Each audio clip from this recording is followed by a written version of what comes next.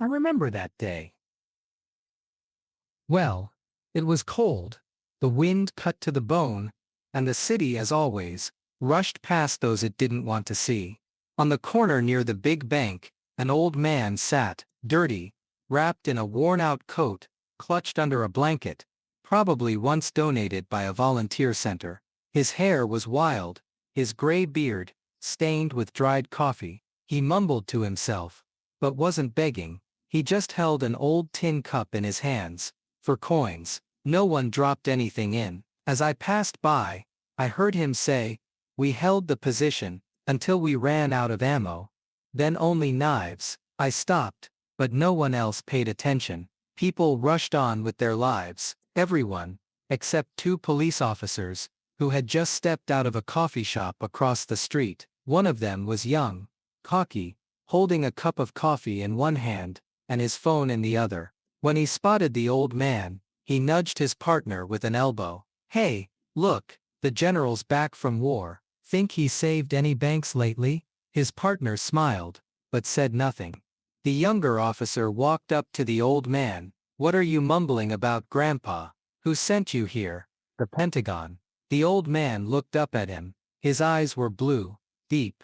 They seemed to look right through him. "I'm just sitting," he said quietly. "That's not a crime. Sitting, huh? Maybe you're planning a terrorist attack." The officer continued mockingly. "All right, let's go. You're coming with us, General. We'll check your papers. Maybe you're a KGB agent." The old man didn't resist. They led him across the street like a rag doll. People watched but said nothing. Some laughed. Others filmed it on their phones. At the police station, they sat him in a corner. One officer filled out some paperwork. The other kept joking. "Maybe we should bring him some tea, or his brothers in arms might show up." The old man said nothing. He just stared at the floor. Suddenly, a new officer walked into the room, a young guy on training. He looked at the old man, paused, and walked closer. Something about him caught his eye. Then he noticed a small glint under the man's collar. He gently reached down and pulled a thin string from under his shirt. At the end of it, hung a small medal. Everyone fell silent. The trainee began. "This is the Medal of Honor.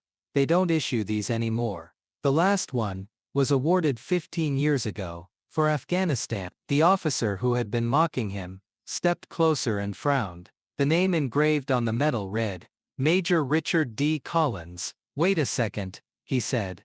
"That's impossible." Collins disappeared. He was declared dead. Silence fell over the room. Everyone looked at the old man, and he just sat there, staring out the window. For the first time since all this began, completely calm. The station fell silent. The young patrol officer still held the medal in his hands like a sacred relic. The officer who had mocked the old man earlier now stood speechless. His voice came out hollow. "Collins, that name's in the system. But how is this possible?" He sat down at the computer and started searching. Within minutes, his face went pale. The military database confirmed it. Major Richard D. Collins, missing in action during a classified operation in the Afghan mountains, presumed dead along with his entire unit. But here he was, alive, and holding the same medal that was meant to be awarded to him, posthumously. But he was buried, someone whispered. There was even a military funeral, with an honor guard. "Buried, yes, but without a body," someone else responded. Richard raised his head and spoke for the first time all day. "It wasn't a mistake. They knew I was alive. They wanted me gone." Silence again. The officers glanced at one another. One of them finally asked, "What do you mean?" "You're not ready to know," the old man replied calmly. "But since you've already pulled my name, listen." And he began to speak quietly, without emotion. In 2009, his unit was given an assignment that officially didn't exist. They were sent into the mountains to escort a shipment they weren't told anything about, but it quickly became clear they weren't guarding diplomats or humanitarian aid. They were guarding containers of opium, meant to be handed over to a local militia group loyal to the Americans. When I found out, Collins said, I reported it up the chain. 2 days later, our unit walked into an ambush. Everyone died. They didn't finish me off only because they thought I was already dead. And then, I realized, it wasn't the Taliban who betrayed us. It was our own. He survived. Somehow made it to a village, where locals hid him. 6 months later, peacekeepers picked him up. But by then, his documents were already erased. He became a ghost. When he returned to the US, no one was waiting. His apartment was occupied by someone else. His bank account had been closed. Due to the death of the account holder, his wife had remarried. That's when I realized, he said. They erased me from existence. If I opened my mouth, the people above us would lose their ranks, their positions, their business. So they erased me. He fell silent. The room was still. Some weren't even breathing. But why didn't you go to the press? To a lawyer? Asked the young patrolman. I did. One journalist agreed to help. A week later, he was found dead in a motel, overdose. Though he didn't touch anything stronger than aspirin, my lawyer disappeared. Just vanished. My daughter, my only child, was hit by a car, and after that, I disappeared too. One officer couldn't hold back. That sounds like paranoia, and paranoids, Richard replied, sometimes are just people who see the world as it is. I don't expect you to believe me. I'm used to not being heard. You were all raised in a system where truth only exists if it's on the news. Everything else is a conspiracy. The young officer leaned over to the computer and typed in the journalist's name. There it was. Died 14 years ago. Same state. Cause of death. Overdose. But he had no history of drug use.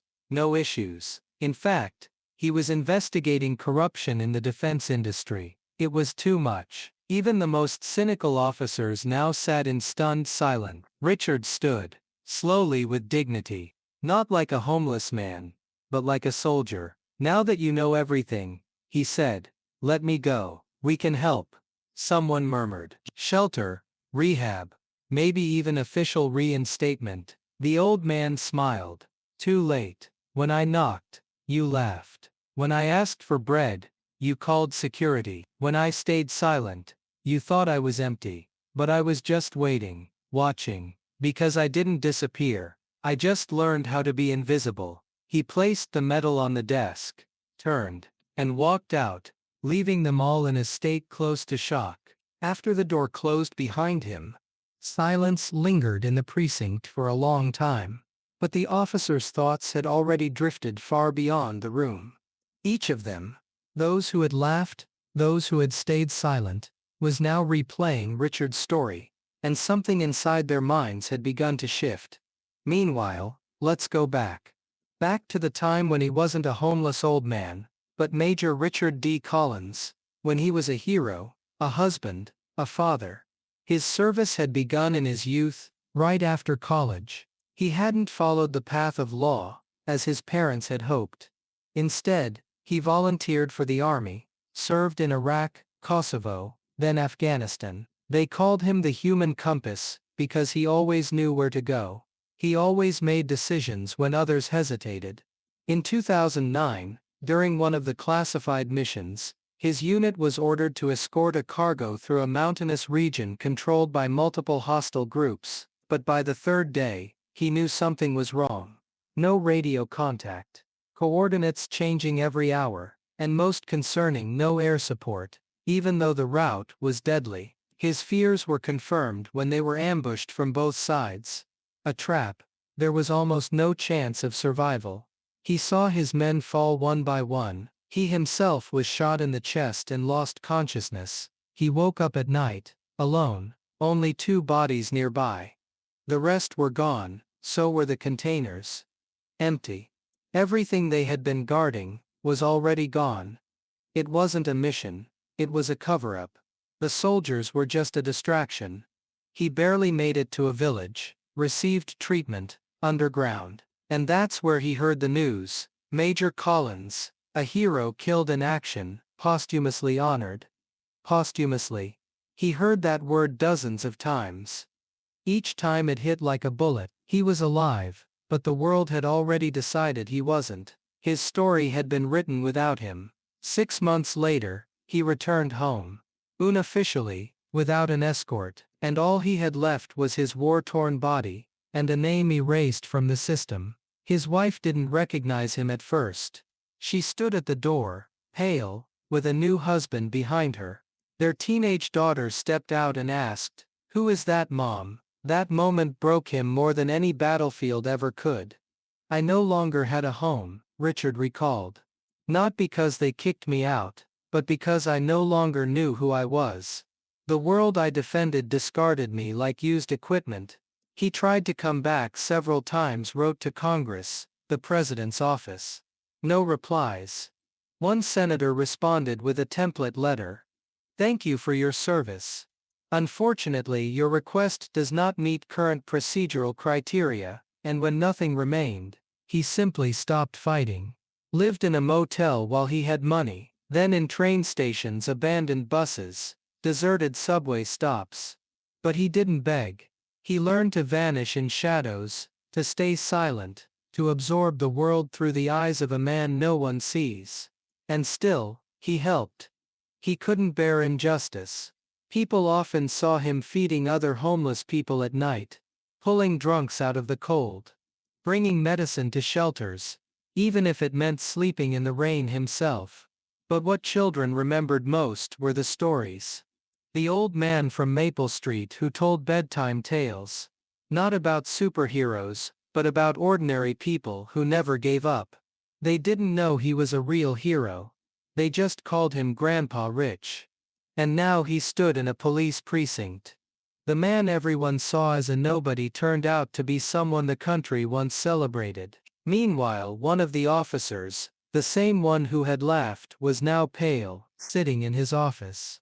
On the screen, details of Collins' unit, a list of the dead, dates, and one note buried in the metadata. Information classified. Case closed for political reasons. He felt sick. And the young patrolman, the one who first recognized the medal, typed Collins' name into Google. One image popped up. An old archival photo of a young soldier in uniform, smiling, holding a little girl in his arms. He stared at that photo for a long time, then looked at the door the man had just walked through. And he thought, "We didn't just lose a hero. We lost part of our own dignity." He disappeared as suddenly as he had appeared. Richard Collins walked out of the station, and no one ever saw him again. No camera caught where he went. It was as if he had vanished into the city like smoke after a gunshot. But something remained. Not the medal he left on the desk. Not his story, recorded on tape. What remained was a sense of guilt, a bitter taste of shame, a quiet fury directed inward. The one who changed the most was Officer Michael Henderson, the same man who had humiliated him on the street, who had spit near his feet. He didn't sleep for several nights, staring at the ceiling, remembering Richard's face, not as a homeless man, but as a soldier, a man he was supposed to protect, not demean. A month later, Michael filed a report and left the force. No one saw him for a year. Then a story appeared in the news. Former police officer opens aid center for veterans and homeless in abandoned warehouse on North Side. His project was called The Ones We Didn't Notice. He gave no interviews, asked for no money, but in his center people were fed, treated, and heard, those everyone else called the city's trash. And that was just the beginning. Another officer, the young patrolman Alex who had first recognized the medal, changed as well. He started volunteering in shelters, learned all the military honors so he'd never again mistake a hero for a bum. And when rookies laughed at the homeless, he'd show them one single photo, a young soldier holding his daughter. And the caption, "He's alive. But you won't see him if you only look with your eyes." Rumors spread in the city. On certain nights, in the darkest neighborhoods, when someone was in need, an old man with a gray beard would appear. He didn't talk much, but he brought medicine, blankets. Sometimes he just sat beside you and listened. And he always vanished before sunrise. People called him by many names: Grandpa Shadow, the invisible volunteer, the vagabond with the medal. But those who saw him said just one thing: he's real. And his eyes, they're not old, they're tired, like someone who's seen too much and lived through more than anyone should. And just when everyone had accepted that Richard Collins had disappeared into the shadows forever, something inexplicable happened. A year later, journalists discovered that an old hotel in the city center had been bought. Once luxurious, now condemned. But suddenly, it was under renovation. The project to transform it into a residential complex for homeless veterans. No one knew who had put up the money. Not the government. Not a foundation. Not some philanthropist seeking fame. The purchase went through a shell company registered somewhere in the Cayman Islands, but the night guard who was on duty when the keys changed hands remembered one detail. I saw a man walk out, an old guy, in a long coat, leaning on a cane, and before he got into the car he looked at me and said, "This time I didn't knock. I opened the door myself." The guard didn't know what that meant.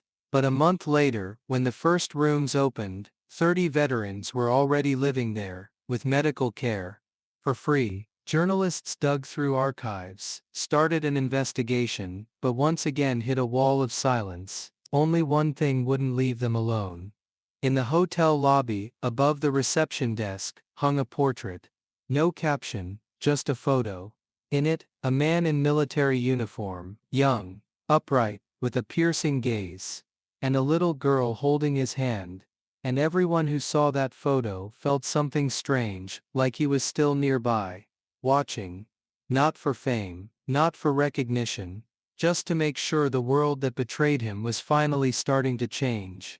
It was a cold autumn morning. The city center still dozed beneath yellow leaves and the smell of coffee. A young patrol officer walked along the sidewalk, wrapped in his uniform, a thermal mug in hand. Suddenly he saw him. The old man sitting on a bench, his face half hidden under a hood, his gaze calm, as if he hadn't worried about anything in a long time. The officer stopped. He stared for a few seconds. Then he nodded. Not as an officer to a homeless man, but as a man to a hero. The old man returned the gesture.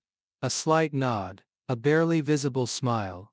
Then he lowered his eyes again. In his hands was a book. About those the world doesn't see. And in that moment, it felt like everything fell into place. Silence, dignity, and remembrance.